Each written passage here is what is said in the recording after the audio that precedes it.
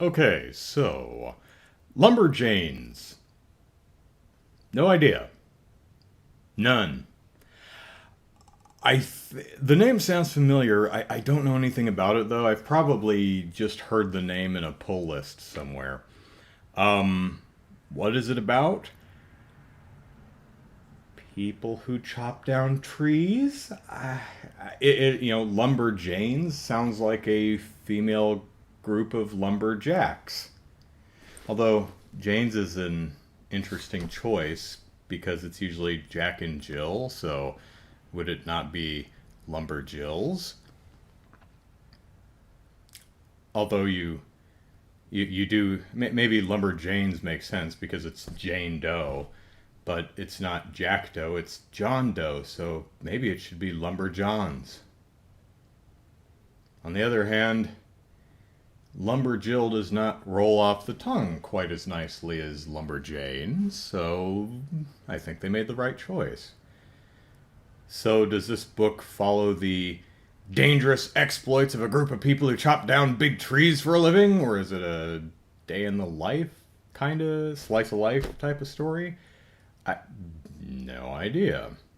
But this is the kind of stuff that was floating around in my head when I saw the title, so I went, yeah, all right, may as well read it. So, be right back at you with my thoughts.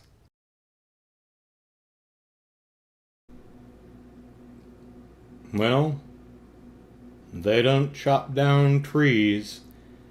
The Lumberjanes are scouts at summer camp. And the book is their adventures. Starts out with them wandering around in the woods at night, and suddenly they're attacked by a horde of three-eyed foxes, who then kind of go and leave little gold coins behind, which one of the Lumberjanes puts in her pocket. I don't remember any of their names except Ripley, because Ripley. And she's kind of the wild child of the bunch. The rest of them are fairly interchangeable. So they get back to their cabin, and their camp counselor person, chaperone, is all ticked off, but they get a merit badge anyway for staying out all night. Then they go on a canoeing trip and meet a sea monster and try not to get eaten. Then go over a waterfall and find a cave and explore it. And the cave is like an Indiana Jones cave, with poison dart traps and riddles and the crumbling floor, step on the right tile thing from Last Crusade. Then they go back to camp. Then their camp counselor takes them on a nature hike, and they fall off a cliff and land in a patch of poison ivy. But the nearby Boy Scouts camp find them and give them some blue calamine lotion and bake them cookies. And then suddenly go like feral. And their neckerchief slides, the little metal bits that hold their scarves on, is the same kind of gold trinket thing that the fox monsters dropped. And so they run to a lighthouse that Ripley spotted when she climbed a tree chasing down an eagle that stole her chocolate bar. But it's guarded by three hipster yetis who they bribe with cookies. And then they climb up the tower and find a golden bow and arrow, which they borrow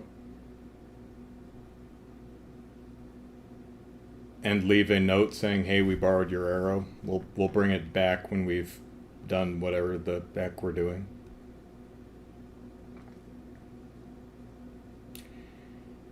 This book reminds me of my sister. My sister has the amazing ability to recall every single detail of her dreams. And she will happily lay out the dream she had the previous night in order sparing no details, and she will take like 20 to 30 minutes to do it. And it makes no damn sense because it's a dream. That's kind of what reading however many issues of Lumberjanes I read feels like. It feels like listening to my sister describe her dreams. And it's weird enough to be interesting for a couple of minutes, but after a while I just kind of want her to stop. I didn't cotton to this book. It's not bad. It's just not for me. I didn't, as I mentioned, other than Ripley, the main cast, the main girls, of which there's 5 or 6, are fairly interchangeable. I mean, one turns out to be great at arm wrestling. One turns out to be great at deciphering anagrams. But it doesn't really define their character. It's just, oh, I have this superpower that we're going to use right here. So I never really was attached to the characters, and I have... Maybe I was just in a bad mood. I don't know. I was like, what's going on? Why are there 3-eyed foxes? What's the coin do? What? It feels like it's just kind of weird and random for weird and random's sake, which I rarely enjoy. So the art's fine. I mean, from an art standpoint, it's pretty cute. I found the way the dialogue was written kind of annoying. They have a phrase that they like to say, "What the junk?" And they say that repeatedly. And it annoyed me. They also have a habit of invoking the name of notable women when exclaiming something like, "Holy Bell Hooks!" or "Great Joan Jett!" And that's... I actually kind of found it eye-rolling. On the other hand, it did end up getting... Now I know who Bell Hooks and I know who Joan Jett are, but it did come up with a bunch of names that I'd actually not heard of before.